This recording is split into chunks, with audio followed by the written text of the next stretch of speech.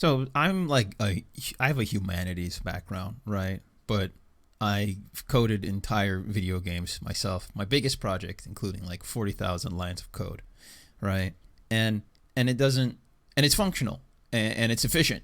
And it probably doesn't hold to like the best practices. And anytime I do a coding stream on Twitch, like a game development live streams, which I occasionally do, somebody's going to come by and scoff at how awful my practices are or whatnot. But maybe there's some people that do that in every stream. But for somebody who avoided absolutely all mathematics that they possibly could all the way up through college, I'm talking like C minus in pre-calculus, and then liberal arts mathematics was the only math after that, right? Always terrible. At least I was always terrible at logic, puzzles, and things like that. And hard philosophy always kind of baffled me. But I realized, like, despite how intimidating it always seemed, there was a point where I just decided that I was just going to do this and just try to do this, right? Like, I wanted to make a video game, and with Unity, it just seemed like the tools were kind of there, and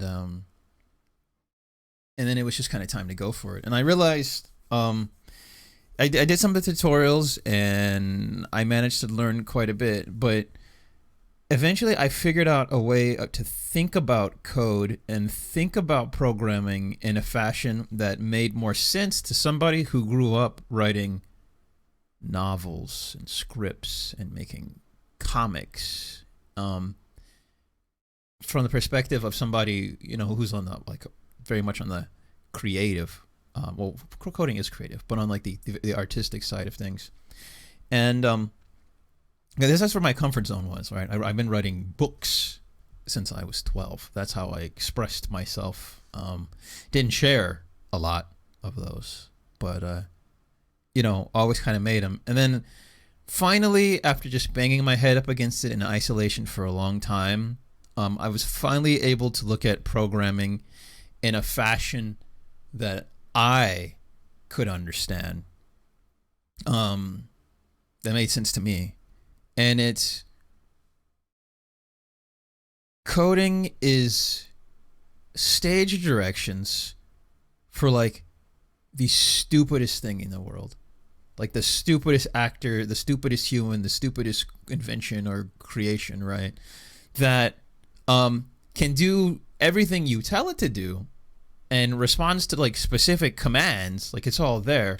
But if you do not tell this thing to do that, it won't do it, right?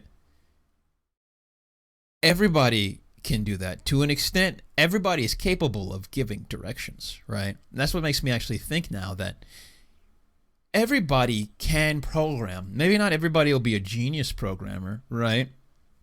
But you can tell somebody to, like, go to the side of the room, right? Or can you go pick up that glass of milk for me, right? Can you here are the directions to the nearest, like, supermarket, right? Like people can give that sort of stuff, and that's essentially what you're doing with code. It's just you have to do it on about things that you might take for granted or might not think about otherwise, or you have to think about things in a fashion that's more granular or of less detail, right? Like, you have to, like, if something stands, you have to tell it, like, put one leg on the ground, put the other leg on the ground, get on your left toes, get on your right toes, maybe bend each toe individually and give it a directive for each toe, then apply an upward force to move up. And it's just like, this is all stuff that we don't think about. And so, like, in coding, like, all of this might be important, or might be valuable, might be something you have to consider. And it's like, it's always going to do either what the program is already set up by somebody else to tell it to do, and then you build on top of that, and it's just carrying out a series of directions. And so basically what you're doing is, here's my script. Here's my literal script. It's like stage play script. Like, if you're writing a script for a play or for a movie, And these things need to be acted out by your actor, or rather your program, without you present, right? You can't be there to direct or pull any levers. Like,